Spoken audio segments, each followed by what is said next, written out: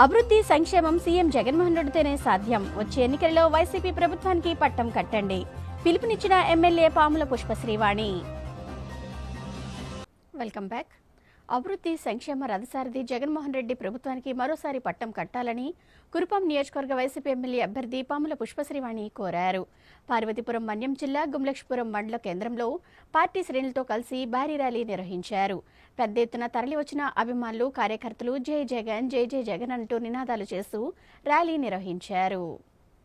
రాష్ట్రంలో సంక్షేమ పాలన కొనసాగాల, సంక్షేమ పథకాల లబ్ధి నేరుగా మీ గుమ్మం వద్దకే అందాలా, మారుమూల గిరిజన ప్రాంతాలు సైతం అభివృద్ధి చెందాలా, గిరిజనులు పోడు భూముల పట్టాలు కావాలా, మహిళలంతా ఆత్మగౌరవంతో బ్రతకాలా? అయితే వచ్చే ఎన్నికల్లో ఫ్యాన్ గుర్తుకు ఓటు వేసి సీఎం జగన్మోహన్ రెడ్డి ప్రభుత్వాన్ని మరోమారు ఆశీర్వదించాలని కురుపాం నియోజకవర్గ ఎమ్మెల్యే అభ్యర్థి మాజీ డిప్యూటీ సీఎం పాముల పుష్పశ్రీవాణి పిలుపునిచ్చారు. ఎన్నికల ప్రచారంలో భాగంగా పార్వతీపురం మన్యం జిల్లా గుమ్మలక్ష్మీపురం మండలం ఎల్విన్పేట జంక్షన్ నుంచి బిఎస్ఆర్ కళ్యాణ మండపం వరకు భారీ ర్యాలీ నిర్వహించారు. పెద్ద ఎత్తున తరలి వచ్చిన పార్టీ నాయకులు, కార్యకర్తలు, అభిమానులు రోడ్ షోలో పాల్గొని జై జగన్ జై జై జగన్ నినాదాలు మారుమోగించారు. వచ్చే ఎన్నికల్లో కురుపాం నియోజకవర్గం వైసీపీ జెండా ఎగరవేయడం ఖాయమని ముందే చాటి చెప్పేలా రోడ్ షో నిర్వహించారు. ఈ సందర్భంగా ఎమ్మెల్యే పాముల పుష్పశ్రీవాణి మాట్లాడుతూ జగనన్న ప్రభుత్వంలో ఈ 5 ఏళ్లలో పార్టీలకు అతీతంగా ప్రజలకు సంక్షేమ పథకాలు అందించామన్నారు. అందుకే ప్రజల ముందుకు వెళ్లి ధైర్యంగా ఓటు అడుగుతున్నామన్నారు. గిరిజన ప్రాంతాలు మరింత అభివృద్ధి జరగాలన్నా,